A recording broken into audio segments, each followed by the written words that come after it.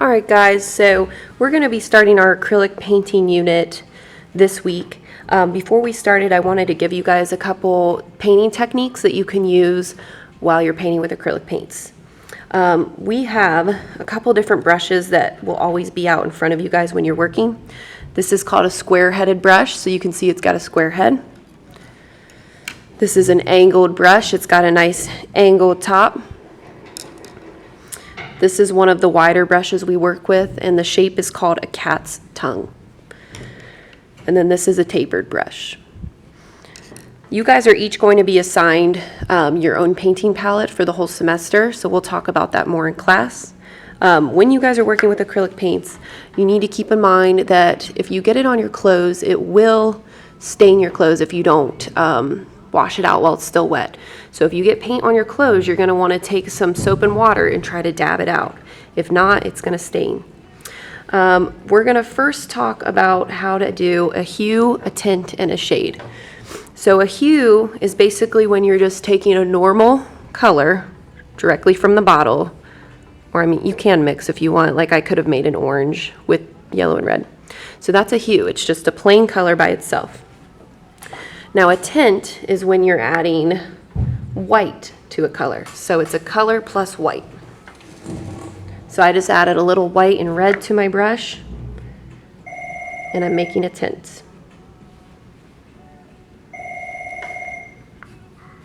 Next I'm going to do a shade. So before I do the shade, I'm going to rinse out my brush to get all that white out. And then I'm going to take red and a little bit of black. I say a little bit because if you use too much black, it's going to turn your whole paint mixture super dark. So that's your hue, your tint, and your shade. The next thing I'm going to show you guys is how to do a blend. So when you're doing a blend, you either want to use a square-headed brush or a cat's tongue brush, something a little thicker, depending on how much space you're trying to cover. So I'm going to start with red. And I'm just going back and forth with my brush strokes.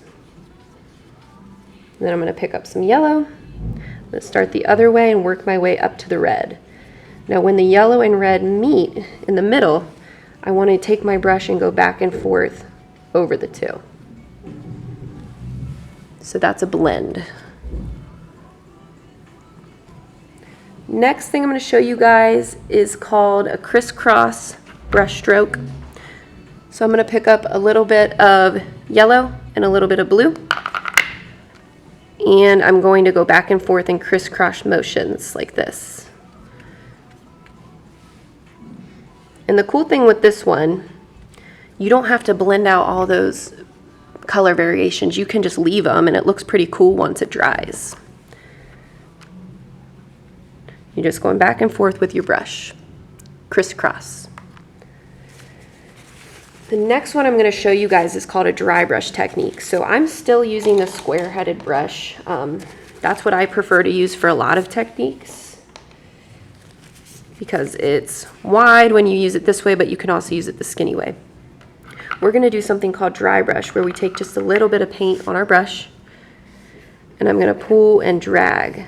And I don't have a lot of paint because dry brush technique is basically when you want the texture to show through. You can layer colors. Next one we're going to do is impasto. Not pasta, but impasto. And we're going to use a palette knife to do this. So this one's kind of fun. I'm just going to pick up a little bit of color with my knife. And I'm going to use the back end of my knife like this. It's kind of like you're frosting a cookie or something. And just like with our crisscross technique, you don't really want to blend all these out. You kind of want to let the color just sit on the paper. Next one we're going to talk about is called sgraffito. So I'm going to just do a flat color right here. Whatever color you choose. It looks better with darker colors though. And then I'm going to take either like a broken paper clip. I'm just going to use the tip of my palette knife and you can scratch the paint to reveal the layer underneath. And you can do like any kind of pattern, it doesn't really matter. Okay, so that's called sgraffito.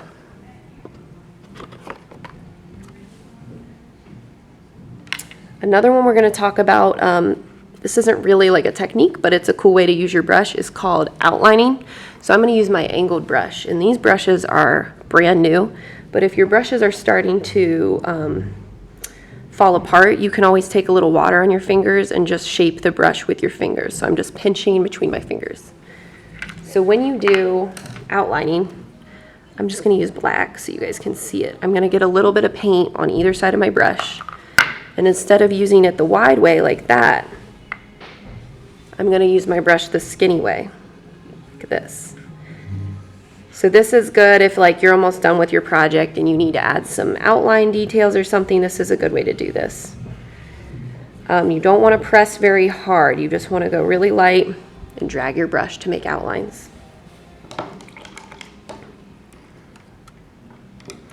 Last one we're going to talk about is stippling. So I'm going to take a little bit of paint on my tapered brush this time. And stippling is basically where you're making, it's like dots, but they're really sloppy. So I'm just loading the paint on, and maybe to show value, so the lightness or darkness, I start to fade out with my dots. Okay, and they can look really sloppy. They don't have to be perfect like this. They don't have to be perfect dots. You could add some black to make it look shaded, or you could add white to make it look like a tint.